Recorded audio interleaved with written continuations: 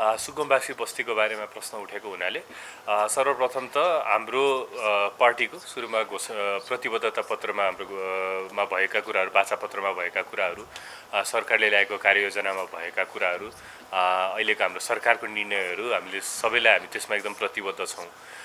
वास्तवमा हामीले 3टा सुकुम्बासी बस्तीहरू विगतमा जहाँ चाहिँ बाढी आउने हामीले चाहिँ देखिरहेका छौँ। विपद भएपछि बाढी आउने र बाढी आएपछि आफ्नो सरसामान सबै छोडेर चाहिँ ज्यान बचाउन भाग्नुपर्ने अवस्था यसभन्दा अगाडि विभिन्न वर्षमा आएका थिए। अब पनि बर्खा लाग्ने समय आउँदैछ। हामीले पहिलो कुरा त जबरजस्ती प्रहरीको बल प्रयोग गरेर डोजर लाउने त्यो योजना छैन। हामीले चाहिँ उहाँहरूलाई रिक्वेस्ट गरेर उहाँहरूलाई चाहिँ सेफ ठाउँमा चाहिँ त्यताबाट सार्नको लागि सरकारले चाहिँ अगाडि बढाइरहेको हो। र हामीले यसभन्दा अगाडि पनि हेर्दाखेरि विपद आउँछ भनेर हामीलाई पहिलादेखि नै थाहा छ, तर पूर्व तयारी हाम्रो कहिले पनि हुँदैन।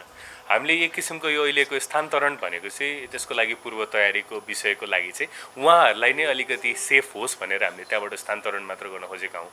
आजको दिनसम्म सुकुम्बासी बस्तीमा धेरै राजनीतिहरू हुँदै गयो। हामी त राजनीति गर्ने पक्षमा छैनौँ। उहाँहरूकोलाई चाहिँ कसरी हामीले चाहिँ सेफली स्थानान्तरण गर्न सक्छौँ त्यो विषयमा हामी एकदमै संवेदनशील छौँ। र अहिले जुन बस्तीहरूमा चाहिँ हामीले स्थानान्तरणको लागि कदम चालिरहेका छौँ, त्योभन्दा बाहेक पनि नेपालका धेरै ठाउँहरूमा सुकुम्बासी बस्तीहरू छन्। हामी सबै सुकुम्बासी बस्तीहरूको चाहिँ दीर्घकालीन समस्याको समाधानको लागि सरकार अघि बढेको छ।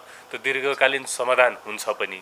अहिलेको लागि चाहिँ यो टेम्पोररी भनेको अहिलेको लागि अब बाढी आउँदैछ, त्यसको लागि उहाँहरूको सेफ हुनुहोस् भनेर चाहिँ हामीले स्थानान्तरण मात्र गरेको अहिलेको लागि। अहिलेलाई सेफ स्पेसमा सरकारी कतै बस्न मिल्ने ठाउँमा उहाँहरूलाई हामी सेफली नै लान्छौँ।